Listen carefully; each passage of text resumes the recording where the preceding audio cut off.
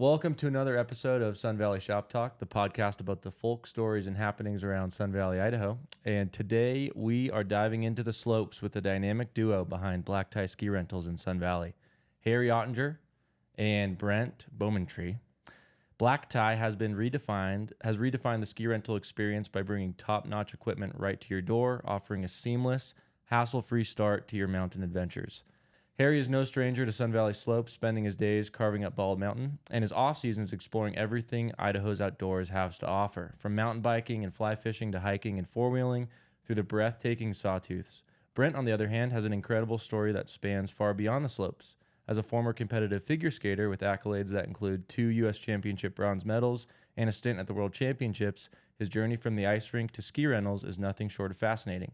We're thrilled to have them here to talk about their roles at Black Tie Ski Rentals, what makes their service stand out, and the unique perspectives they bring to Sun Valley's outdoor scene. Welcome to the shop. Thank you for having us here. Yes, absolutely.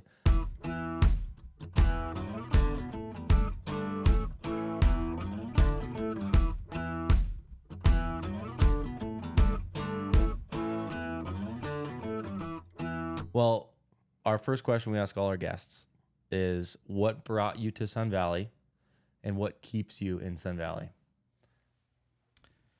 So what brought me to Sun Valley was figure skating. So I retired from competitive skating in 2010. And our first professional job that we actually got while we were at the World Championships was to come here for the summer.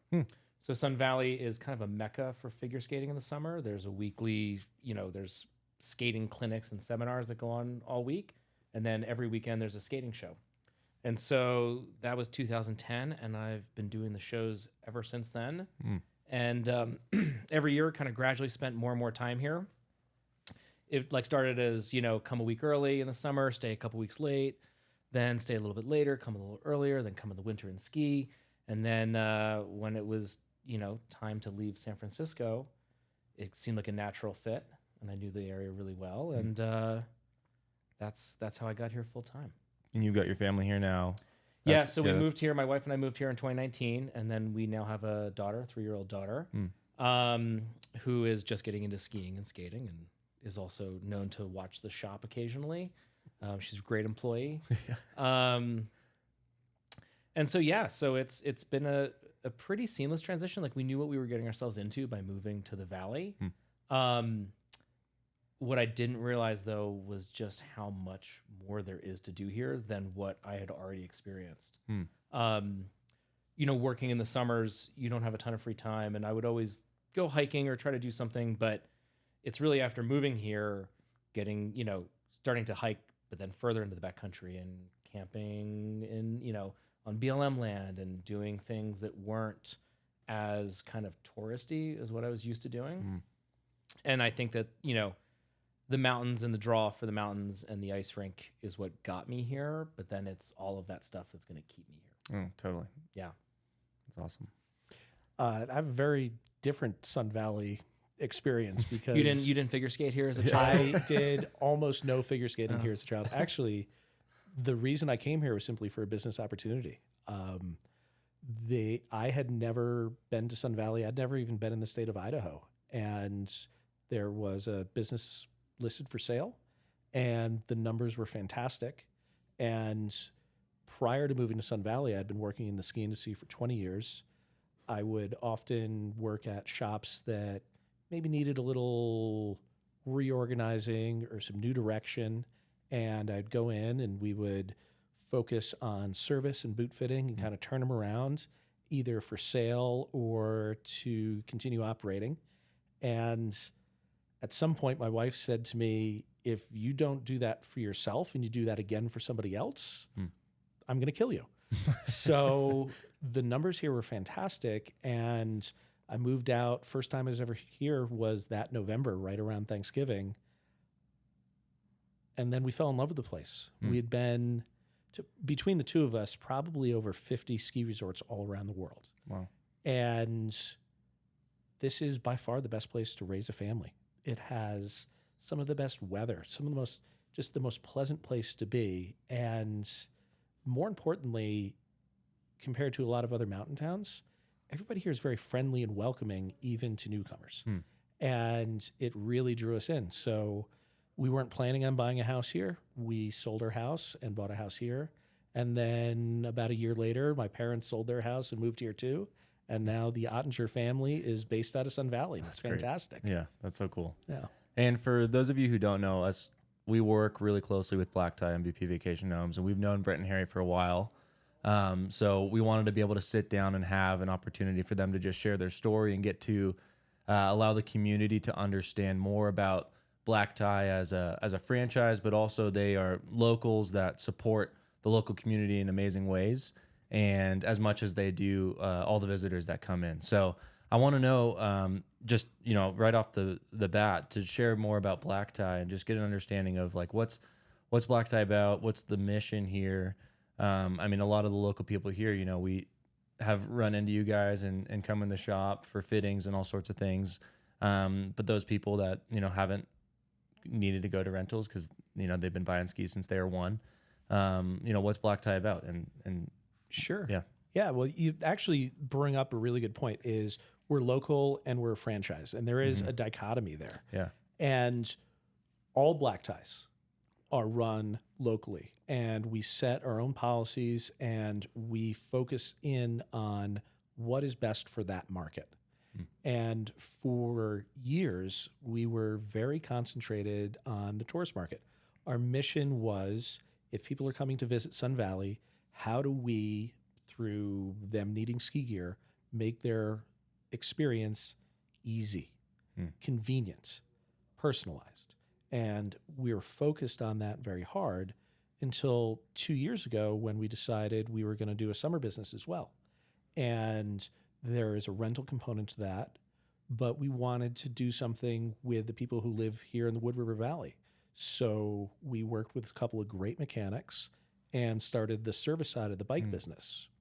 And that's been extremely successful. So this year, we're doing the same thing on the ski side. We're starting a boot boutique so that when people need great fitting ski boots and a good value, whether you're a tourist or you live here, they should be thinking about Black Tie, come in, get that fantastic service, and we'll keep taking care of you for the next 20 years. And because that is what I always tell our guests when they're asking for ski rentals is like, why Black Tie? And we're always saying like, well, you're just going to get the best service. Because theoretically, like you can get similar gear in other places, but it really matters like that. The touch points that you guys make with the guests is the most important part. So, which is cool to see that same thing can happen for the locals as well. Yeah. They get the same sort of service, which is fun. And it's funny, you bring up another really good point. There aren't bad ski shops here in Sun Valley. I am extremely impressed with the quality and professionalism of everybody who works here. You go to some other ski towns and there's some good places and some bad places. Sun Valley doesn't have bad ones. And that's the only thing that can set us apart is that high touch personal service. Totally. So what Brent, I didn't know. So what brought you from figure skating to Black Tie? What was that transition? Or was that was there something in between? There was something in between. Okay. So competed for a long time. And then when that phase of my career ended, went into professional skating.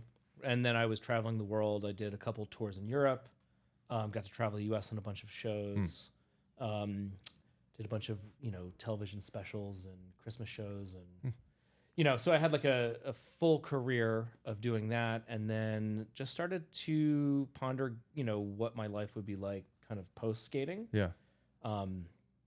Which is weird because I'm still skating and still doing shows. Well, yeah, I was so just it's gonna like, say- it's like the mafia. You're never really out.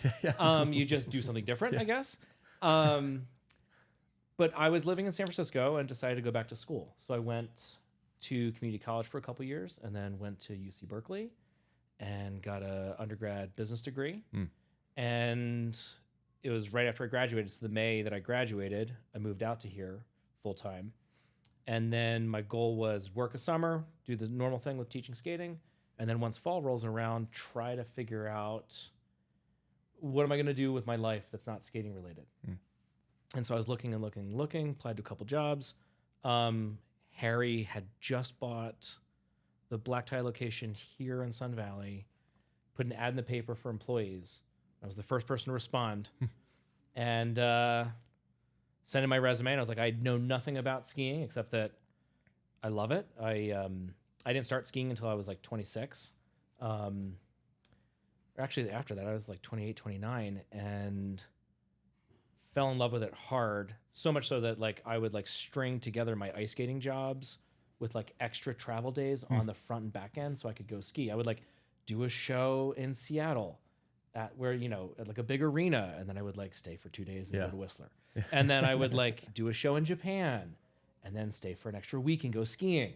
Or like I, you know, and I would do this a lot. And then so much so that I, you know, considered being a full-time ski bum or something. Your and paycheck is just going right exactly. to skiing. Yeah. Just at that point, you know, but I didn't own anything. I didn't own my skis. I would just rent everything. And then moved out here and I was like, you know, that would be a fun industry to work in. And, but I was very upfront with Harry. He's like, I know nothing. I know that I love it.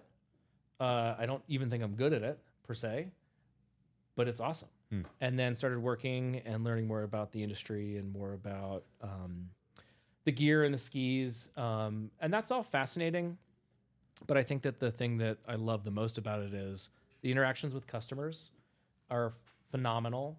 And then the service that we provide. I mean, it's really cool to see how we can change people's vacations for the positive. You know, it's, and it's, I wish that I knew about this when I was renting because I would always go to places and then rent at the mountain or, you know, rent at a local shop. But you kind of lose a half day just getting your stuff, you know, getting your gear and getting situated and getting on the mountain. And, you know, but had I known that I could just, because I like my skiing was so condensed back when I was like chasing the ski bum dream that if I had known, like I could go to Whistler, get my stuff delivered the night before, have it ready to go, get first tracks the next day.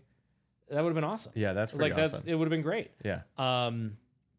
So that, you know, it was that, and then also the challenges of running a business and just the problems that we get to solve and challenge ourselves with how to grow the business as well. And you know, I think that we're approaching a place that I'm always proud of the business, but like I love that we have on the summer we have our kind of tourist facing business and then we've got our local facing business and we're about to kind of complete that cycle on the winter side. And it's nice. It's been really rewarding to grow into more of a community facing aspect of the business than just serving tourists. Yeah. I know it's funny. Because I grew up in California, so our two mountains were Big Bear and Mammoth. And my experience with ski rentals is like, I'm like 5 years old and there's like 90 little kids there and they're all crying and screaming. And you get this beat up gear and you just like, you're on the mountain for a couple days, come back, gear's even more beat up, throw it in, that sort of thing. But you guys have changed my perspective on that. Because when I came to your guys' shop, everything's dialed, you're clean, you have good gear from like, well, I know your mountain bikes are boutique, but you've got all the top brands for ski gear. We do. And you had mentioned, you know, what brands we carry. Yeah. You can get the brands that we carry at most places. And that is mostly true, except for a couple kind of fun boutique options we have on the ski side. Yeah. Like we've been working closely with a couple of direct-to-consumer ski companies. One of them is Peak Skis out of Montana. That's the one with Bodie Miller behind them. All right. And they make some skis that really appealed to me. It's like they were building me a ski. So we have a full line of those. And I think anybody who gets on that, I like to talk to the customer and get a feel for what they're looking for out of a ski, but also a little bit of their technique. So if there's somebody who likes to angulate and carve, I just want to get them on a Peak ski. Not as just a carving ski, but so that they can really enjoy that on the groomers and then have versatility everywhere else. And then we're also working with another company out of Vermont called Renown. And their construction and their shapes are a little bit more forgiving. They're not a beginner ski, but they're very much aimed at a very wide performance envelope and being a very smooth feeling ski. So we've worked with them in the past. We brought a full line of them in this year, and we're very excited to get our customers out on those. And that's not something they can try anywhere else here in the Valley and very few other places in the country. How does that work vetting your gear? Like, is it just based off experience? Like, hey, this is a great brand, or That is literally my favorite part of the job. yeah, okay. So come January, I get to travel. Now it's around the West. It used to be around the East Coast when I was living there. And we meet up with these different manufacturers and we ski it for a day. They bring their whole line of stuff and we go out and ski it. And we try to do it in different conditions. And very early in my career, I was taught, oh, well, there's skis you like. That's great. Doesn't matter. What skis do the customers like?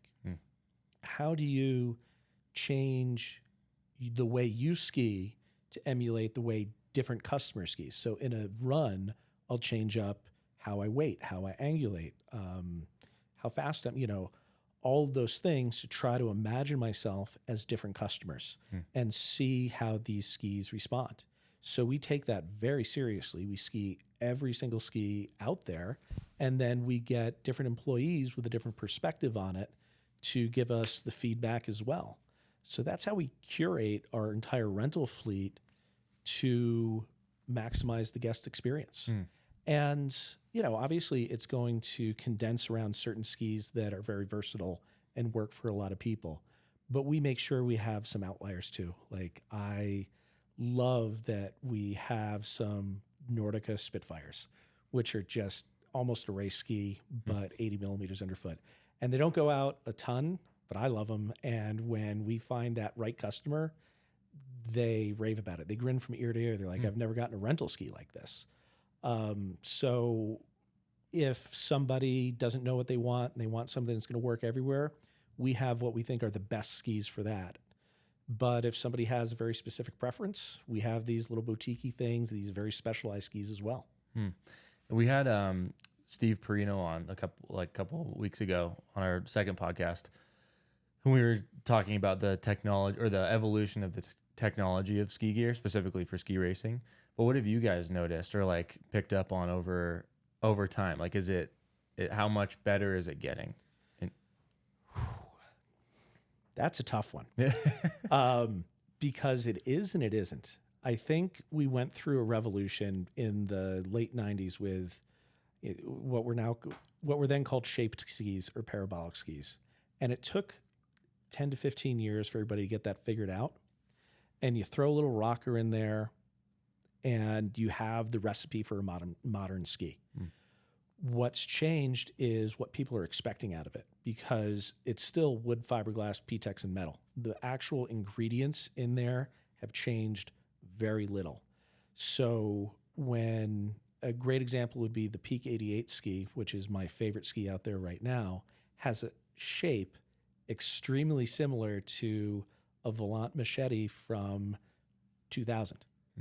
But the way it flexes, the way they have integrated rocker into it, the way they've integrated their little keyhole technology, which is their signature technology, completely changes how versatile that ski is, despite the fact if you held them base to base, they're almost exactly the same. And it's very interesting to me that everything old is new again. There are obviously wider skis and lighter skis, but what we're seeing is just that. The skis need to work everywhere for most people. So there's only so much you can change about them. What about, from you, because you're saying you love skiing, but you just didn't know much about skis at the time when you first got hired. Yeah. Now, how do you feel? Like what? I still love skiing. I feel like I don't get to ski enough. It's so interesting. I love that I'm able to bring a perspective that is not born out of the industry because I ski and will like things that I think our guests will like because it's, I don't have these entrenched opinions about skis or ski construction or anything about skiing. Now, figure skating, I probably do, but with skiing, it's just so new. Yeah. And so when I get on a new pair of skis, I get to experience it like a customer would, which I think is really helpful. And what I notice is like this kind of trend towards more all mountain gear, just wider skis in general, skis that are designed for people to be on groomers, but then also go explore a little bit off piste, which our mountain is awesome for. And Yeah, but I really love when I get to ski something that feels different. There's a couple, skis that come to mind. The Peaks definitely come to mind. They feel different. Black Crow Mirrors Core, that's a ski where like, the analogy I use when I'm with customers is beer, because I love beer. But I think IPAs are so popular because the hop profile is so easy to pick up. They taste so different from one another, and it just kind of hits you over the head. You're like, oh, this thing tastes different. And I don't know what it is that tastes different about it, and I'm not going to write notes about it. But oh, the thing that I'm enjoying is that it feels different, and that's positive. And what I like is when I'm on skis that definitely feel different. That's very true about IPAs too. Yeah. So true, yeah. You're like, oh, this one's different than the last one I had. I don't know why, but this tastes really good. Yeah, that's funny. The Mirrors Core is a great example of that, because that is definitely a not everything old is new again. That is a kitchen sink ski where they just had all these ideas and they threw it all at it. It has a huge amount of side cut while being wide with a swallowtail, and it feels almost center mounted, but it carves and it pops. And that is an example of one of those boutique skis, but it's very love or hate. And it has nothing to do with whether you're a beginner skier or an expert skier or anything else. Some people love the feel of it and some people don't. And I really appreciate that they just went for it with that ski. What kind of skier would want that? Like who in your shop would want that? I would say any skier, but if somebody comes in and they're moderate to advanced and, you almost want to sell it to them as like, you just want to try something different. Yeah. It's like, hey, do you want to try this? Like, do you want to try this beer, this triple IPA that nobody's ever had before? It might be too much for you. It might be too big, or you know what I mean? Like what it does is the turn radius on it is so short. It just wants to be on edge and turn. And it just feels so fun because it wants to dance down the mountain. And I think that like for the first time somebody's on it, it's revelatory. You're like, oh, a ski can feel like this. We also use it as a problem solver, though, because sometimes, the skier profile it says, oh, this person said I have a Ripstick 88, which is they're an intermediate skier that's got plenty of rocker in the front. It's very easy to use, but they're just not having a good time. We know they're not an expert. And we put them on this Mirrors Core, which has a ton of side cut, so they don't have to angulate the ski very much to get it going. It comes around the fall line really quickly to help them keep their speed under control. And it has metal underfoot and makes it feel really stable. So sometimes it just takes a skier who's not having a good time, is not feeling confident, and gives them confidence. Other times you put the same profile of skier on that ski and they go and they angulate a little too much, and all of a sudden they're across the hill and they're not having a good time. So, that's where we just have to listen to the customer. Yeah, I was just gonna. I always, because also from California, I always have relate things to surfing, and I always, anytime there's you always grab a different board for different conditions, like wave height, wind, whatever it is. How when someone's renting and the conditions on the mountain are a little bit different, are you going to throw a different ski at them, or how much does that matter really? It factors in for sure. I mean, we want to match the person to to a ski that works for them, also to the conditions, and our fleet is designed for that.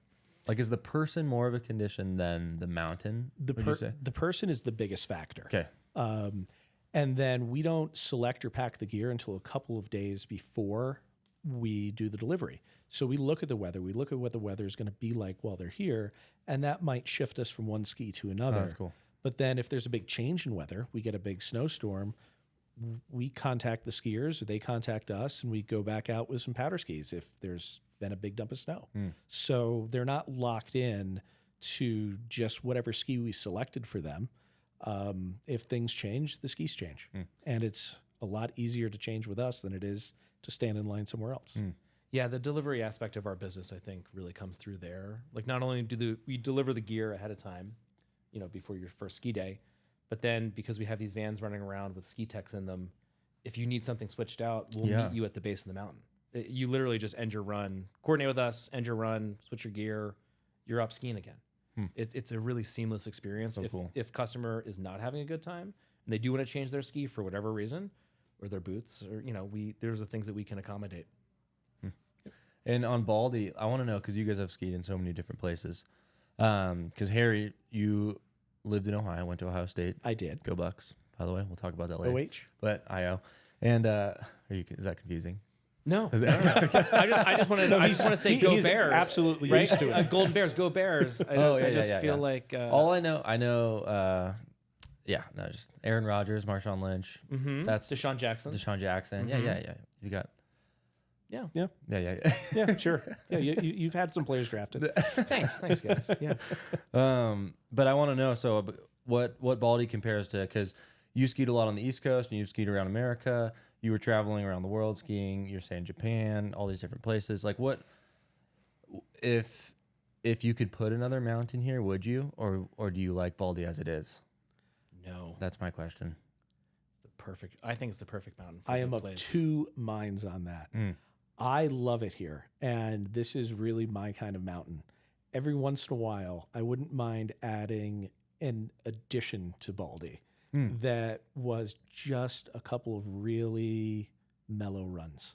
Like every once in a while, when people come visit, I'm like, all right, just need to give you a break. Let's do a long mellow run top to bottom. And that's why I still like to travel sometimes. That's why I like to travel with my family. We still like to try other things, but I'm always glad that this is where I come home to. I've never met a skier who doesn't want their mountain to get more snow. Yeah. What would you say? Would you change it? They call it Sun Valley. It's meant to crush, you're meant to crush groomers on bluebird days here. Yeah. Right. And for that, for the weather profile that we have here in the valley, I think the mountain is perfect. It's not the best powder I've ever skied. It's not, sometimes we could use more snow, obviously.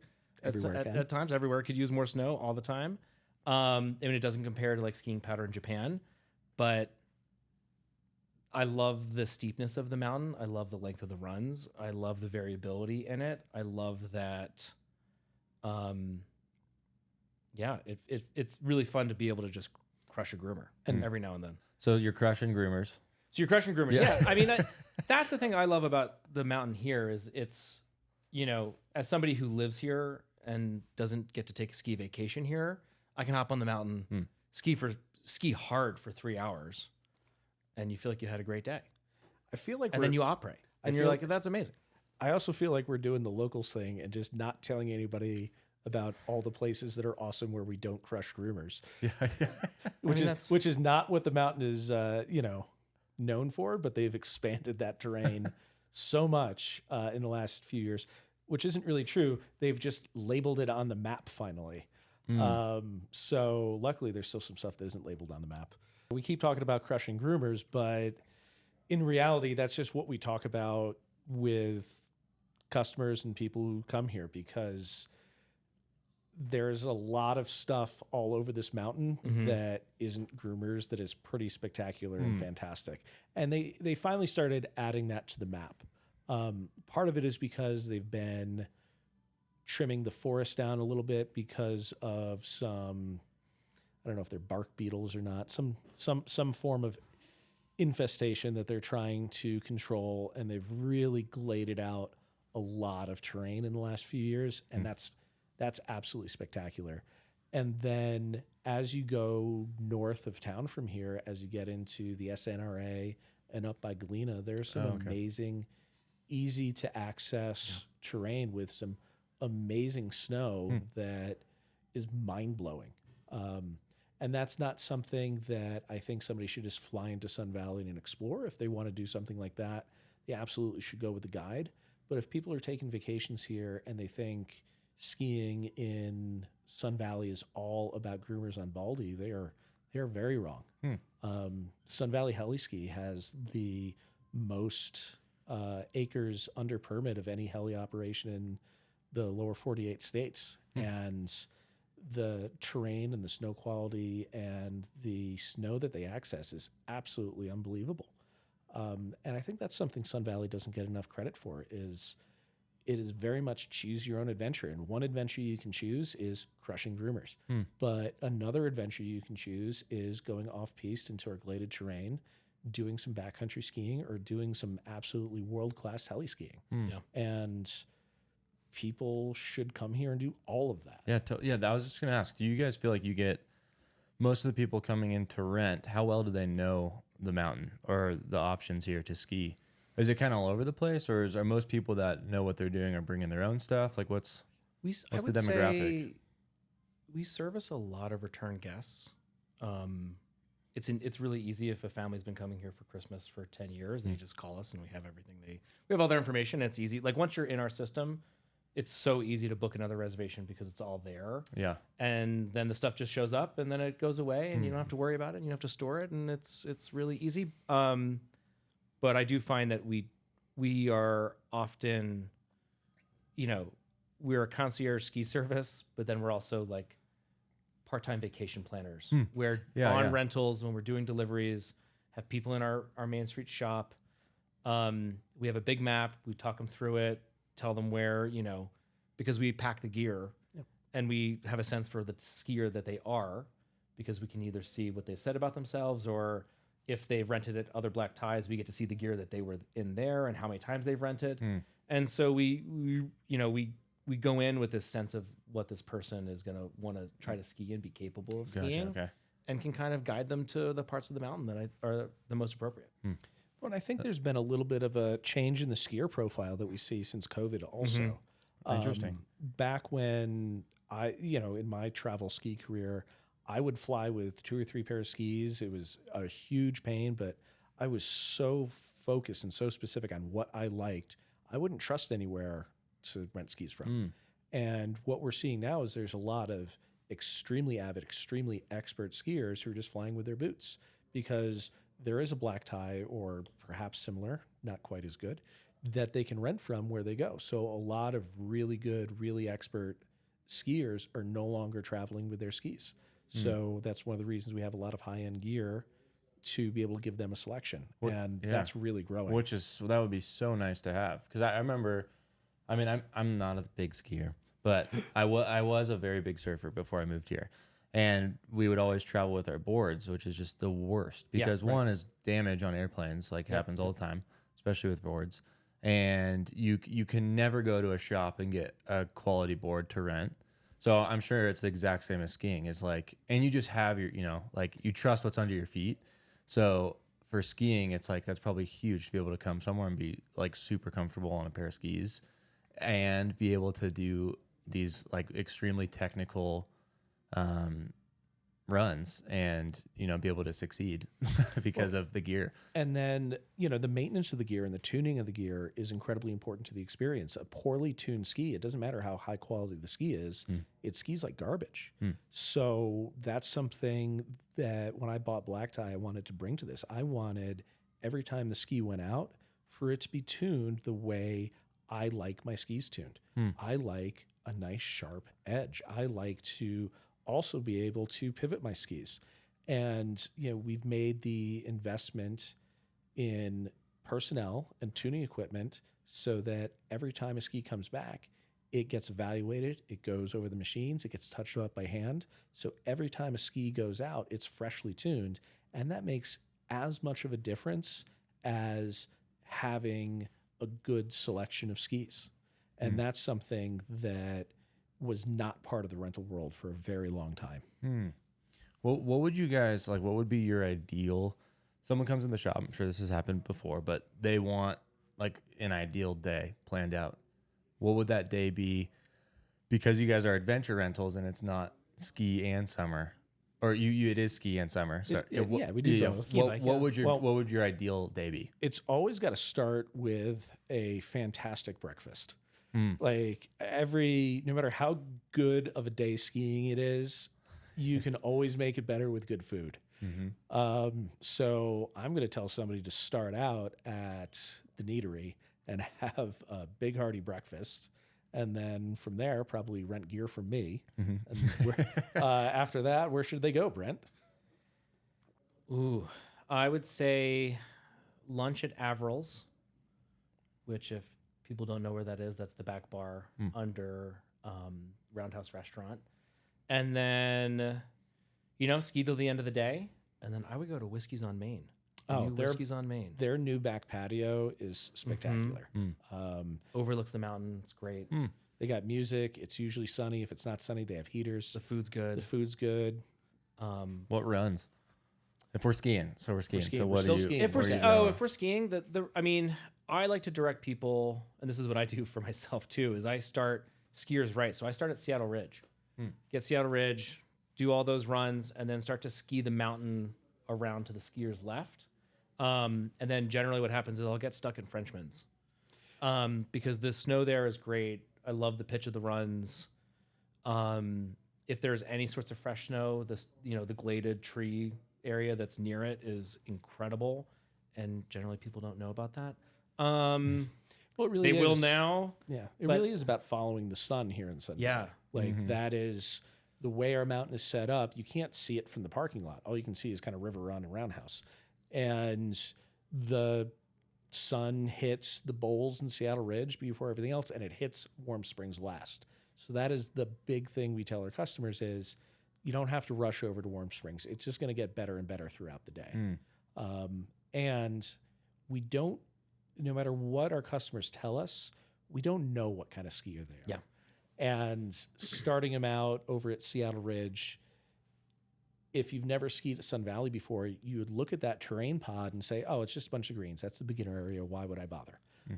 Seattle Ridge, our greens over there are fast and relatively steep and wide, and they are fantastic warm-up runs. Same thing with college. When the resort brings journalists in to highlight the resort, and they give them the early ups treatment where they get to take a run or two before the mountain opens, they bring them to college. And these journalists have written about it. It's like, why are they bringing me to this green trail? Because it's beautiful and wide open and fast and spectacular. And you get that with corduroy on it, and you're going to have a really good time. So cool. So something that I've loved just based off of all our podcasts is there are so many things in Sun Valley that are quote unquote world class. Not that I love to use that term, but it's true. Like we, after you guys will have, we already shot it, but a really popular fly fishing guide here, Pete DeBon, was talking about how amazing the fishing is here. And that's my favorite thing to do here is fly fish. And then we have skiing, but then also figure skating, which I want to talk about because that's huge here. And I'd argue based on my experience talking to other people about you is they know you as Brent, the figure skater, almost more than Brent from Black Tie. Well, that Yeah, I That'd be think true. that's pretty accurate. So- I was on a billboard, I think, outside of Cary for a long time. oh really? Yeah, they I think this was maybe like 10 Which- or 12 years ago. They advertised on like a billboard. It was Oh, like awesome. me and my skating partner, Kim, That's so funny. just like by the side of the road.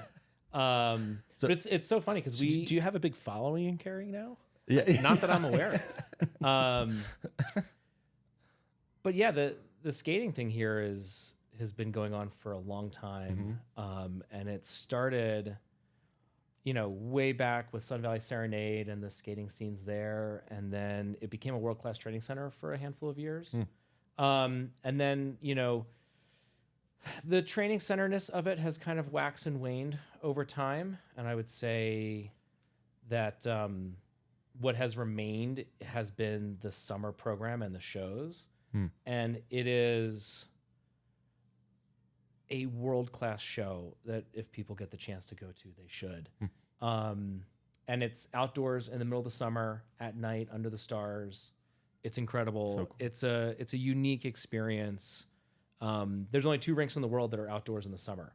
There's one here and there's one in Switzerland. Wow, I did not know that. Because it's real ice. So they keep real ice here all summer long outside. And it really makes this place unique, and it is world-class. Yeah. And the skaters that they bring in for the show are incredible. They bring in, people from all over the U.S. and internationally, and it's a really good show. And you'll get to see, if you're in the skating world, like a Stars on Ice type of show, which is kind of the top show that there is, outside at night. Yeah, under it the sounds stars. awesome. It's incredible. With the option of great food if you want it. Oh. Yeah, there's good food, and then there's the Oh. the douching room after party is a thing. Yeah, well, it's funny because so many, I mean, you know more than I do, but so many people have come here just for figure skating, Yeah, which is fun. It's just funny all the different aspects of this area and how many people come just for that one activity. That like there's not a ton of like intersection from all these different things. Some people do, and those people usually live here. But Well, I often, so I do the vacation planning for Black Tie as the concierge service, but I also do the same thing for figure skating. So I'll travel the country. I still teach skating, and I'll teach, and then people want to come here and they'll ask me questions about it.